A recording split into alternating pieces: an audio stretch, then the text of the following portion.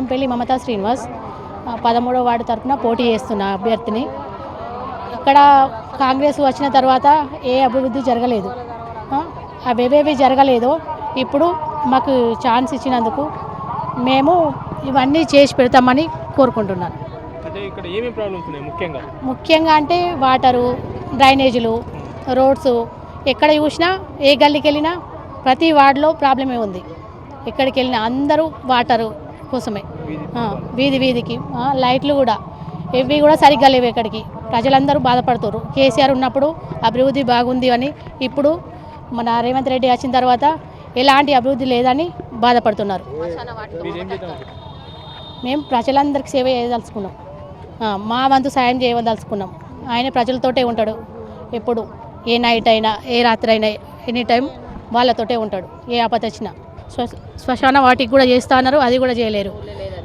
ఏదీ లేదు. వాళ్ళు వచ్చి వాళ్ళే తిన్నారు, కాంగ్రెస్ పార్టీ వచ్చి వాళ్ళే తిన్నారు, వాళ్ళదే చూసుకున్నారు, వాళ్ళ స్వార్థమే చూసుకున్నారు. గెలిచినాక చేయాల్సింది వృద్ధులకు పింఛను ఇప్పియుడు, రోడ్లు వేయించుడు, వీధి లైట్లు వేయించుడు, ఇవన్నీ ఒక్కటి కూడా చేయలేరు. వాళ్ళ తరపున నుంచి ఏది కూడా చేయలే. ఈసారి కూడా వాళ్ళని గెలిపించారు అనుకో, మన అభివృద్ధి ఉండేది కొనేపల్లిలో ఏది ఉండదు. ఈసారి కారు గుర్తు పెట్టేసి మనం కారు గుర్తును గెలిపించుకుంటే ఏదైనా అభివృద్ధి చేయగలం.